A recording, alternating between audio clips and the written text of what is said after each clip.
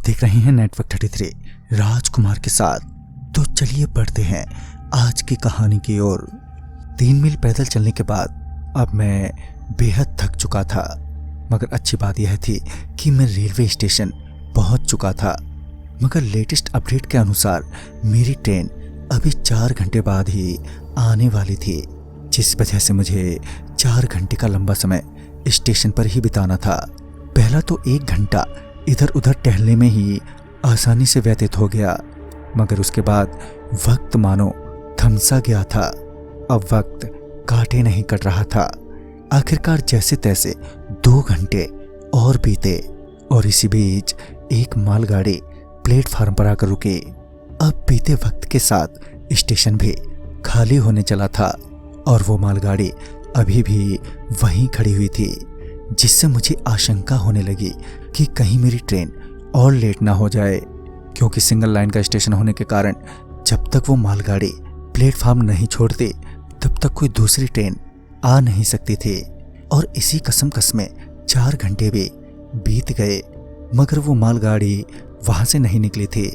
और ऊपर से मेरी ट्रेन के बारे में भी अभी तक कोई नया अपडेट अनाउंस नहीं हुआ था। उन 4 घंटों के बीतने के बाद मैं अभी भी स्टेशन पर ही खड़ा अपनी ट्रेन के आने का वेट कर रहा था।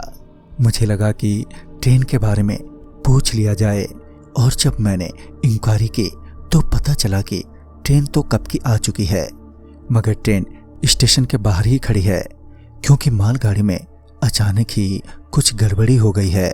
और जैसे ही मालगाड़ी प्लेटफार्म छोड़ेगी कि मेरी ट्रेन प्लेटफार्म पर आ जाएगी। ये सुनकर मुझे संतोष तो हुआ, मगर इंक्वायरी के लगभग आधे घंटे के बाद भी जब वो मालगाड़ी वहां से नहीं निकली तो मैंने सोचा ऐसा करता हूँ ट्रेन में जाकर ही बैठ जाता हूँ, फिर चाहे जब चले ट्रेन। ये सोचकर मैं स्टेशन से पटरियों के रास्ते अपनी ट्रेन की ओर बढ़ने लगा था, मगर मैं अकेला नहीं था। ट्रेन की तरफ जाने वाला और भी कई लोग मेरी ही तरह अपना सामान लिए ट्रेन की तरफ बढ़ रहे थे, मगर मैं उनसे काफी आगे निकल गया था। मैं ट्रेन की ओर बढ़ ही रहा था कि मुझे कुछ आवाजें सुनाई दी। उन आवाजों से ऐसा लग रहा था कि मानो कोई चीज पटरियों से रगड़ती हुई जा रही है। जब मैंने रुककर देखा तो पाया कि एक लड़का कुछ घसीटे हुए पटरियों के बीचों बीच चले जा रहा है। वो लड़का अभी मुझसे कुछ दूर था, जिस वजह से ये साफ नहीं हो पा रहा था कि वो लड़का क्या घसीटे जा रहा है। खैर मैंने भी अपनी रफ्तार थोड़ी और बढ़ाई और किसी तरह उस लड़के के पास पहुंचा। जैसे ही मैं उस लड़के के करीब पहुंचा तो मैं ये देखकर दंग रह गया कि वो लड़का कोई चीज नहीं बल्कि एक छोटे से बच्चे की टांग पकड़कर पटरियों पर घसीटे जा रहा है। मैं ये देखते ही उस लड़के पर चिल्लाते हुए बोला, अरे तुम क्या पागल हो? इस बच्चे की जान लेके मानोगे क्या? ये बोलते हुए मैं उस लड़के की ओर तेजी से झपटा और उसके हाथ से उस बच्चे की टांग छुड़ाने लगा। उस वक्त मेरा पूरा ध्यान उस पटरी पर औंधे मुंह पड़े उस बच्चे पर था, जिस वजह से मैं उस लड़के पर ज्यादा ध्यान नहीं दे पाया, जो कि मेरी सबसे बड़ी गलती थी। उस लड़के ने उस बच्चे की टांग तो छोड़ दी, मगर उसने मेरी गर्दन दबोच ली। मैं एकदम से छटपटाने लगा। ऐसा लग रहा था कि मेरी गर्दन में कोई फंदा डाल दिया हो। मैं अभी अपने आप को किसी तरह छुड़ाने की कोशिश ही कर रहा था कि तभी उस बच्चे ने, जो पटरियों पर औंधे मुंह पड़ा हुआ था, उसने मेरे दोनों पांव पकड़ लिए और वहीं पटरियों के बीचों बीच लंबा लिटा दिया।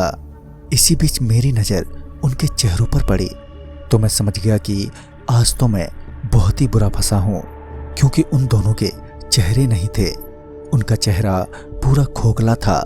तभी मुझे ट्रेन की हॉर्न सुनाई दी, जिसका मतलब था कि ट्रेन अब आ रही है। हॉर्न के कुछ देर बाद ही मुझे पटरियों में कंपन महसूस होने लगा, यानी ट्रेन अब किसी भी वक्त उस पटरी पर आ जाती। मगर मैं तो अब तक असहाय हो चुका था। मैं चाहकर भी कुछ कर नहीं पा रहा था कि तभी मुझे कुछ लोगों के शोर की आवाजें सुनाई दी। जब मैंने नजर घुमाकर आसपास देखा तो कुछ लोग चिल्लाते हुए मेरी ओर आते हुए दिखाई दिए। वो लोग मेरी ही तरफ बढ़ रहे थे कि उस लड़के ने मेरी गर्दन एकदम से छोड़ दी और फिर उस बच्चे की टांग पकड़कर उन पटरियों पर उसे घसीटता हुआ हवा में गायब हो गया। उस रात दूसरे मुसाफिरों के चलते मेरी जान बच गई, मगर मेरी हालत किसी मुर्दे से कम नहीं थी।